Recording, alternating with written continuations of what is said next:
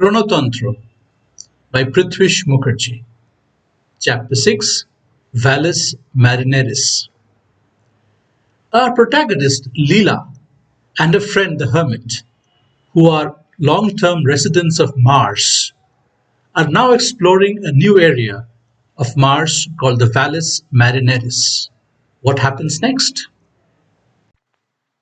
Lila and the hermit stood at the edge of the canyon and looked across at the vista spread out before their eyes. Isn't it funny that I travel all this far to see the Ganges? True. After all, you are from the land where the Ganges flows. Yes, I was born on the banks of the Damodar River that flows into the Ganges. You were an external, isn't it? I was, and would have remained so had it not been for that incident.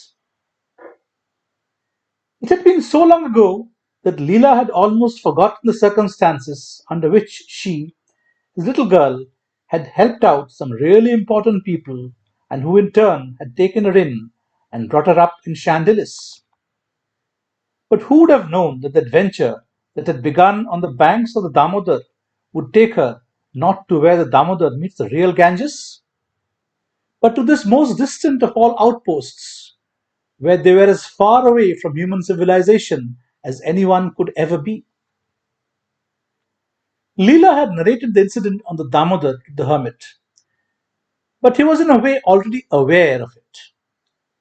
But nevertheless, he heard her out, and all he had to say, almost to himself, was, "Did you fall on your own, or were you pushed? By whom? Who knows?" was all that he would say in his most enigmatic manner. Leela and Hermit were on the southern rim of the Ganges Chasmata, an offshoot of the truly gigantic Valles Marineris, a system of canyons that run 4,000 kilometers across Mars and is at places nearly 7 kilometers deep. The hermit was a man with a vision and a vision, but he needed someone like Leela to make it happen, and that is why they were here today.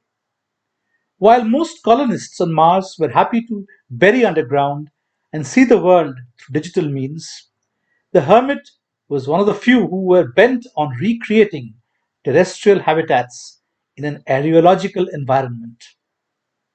His grand plan, for which there were very few takers at the moment, was to cover the narrowest parts of the canyon with a transparent and magnetized roof that would keep an atmosphere in and the cosmic rays out.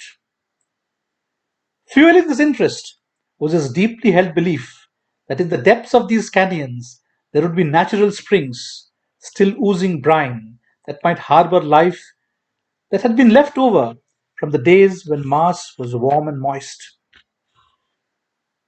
Since it was difficult to explore this rugged terrain with the kind of autonomous vehicles that they had on Mars, the hermit had proposed a human exploration, and Leela, with her clout and contacts at Arisia, had made it happen. After 2 years of negotiation at various levels, Leela had arranged for a large transport quadcopter to drop them off at the edge of the canyon and return after 3 days to take them back.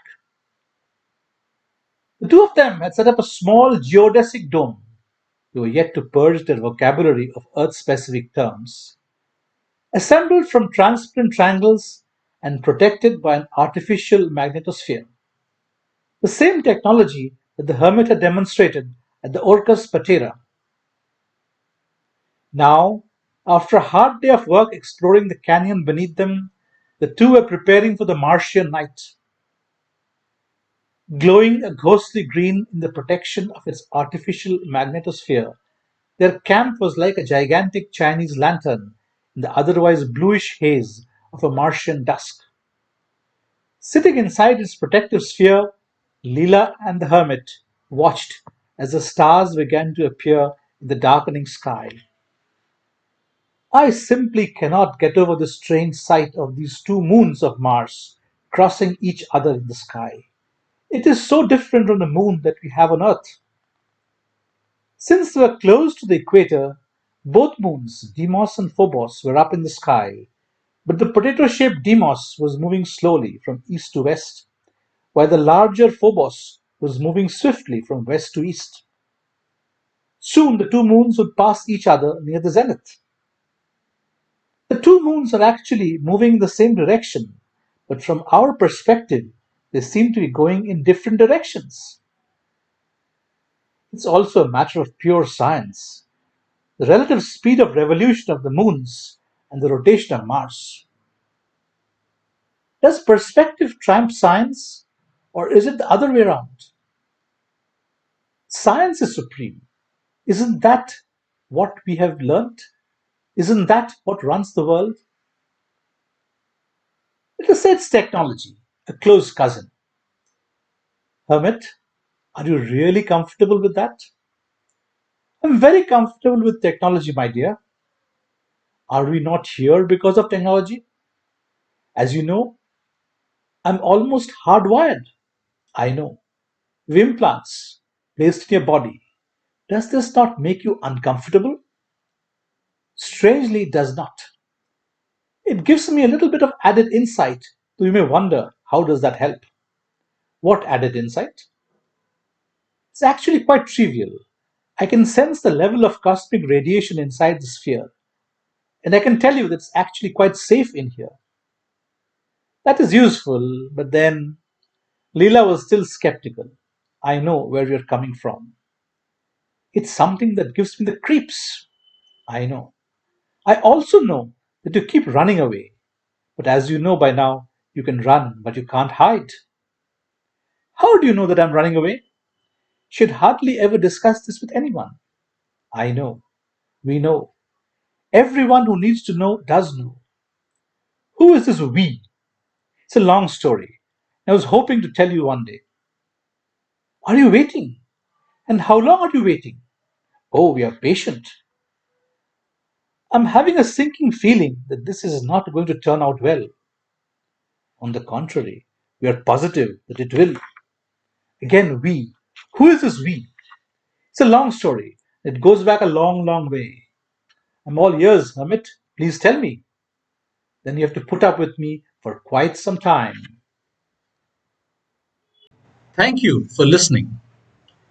If you like science and technology and have an interest in Indian spiritual traditions, you love this book. Please buy it. You like it. For more details, please see the website.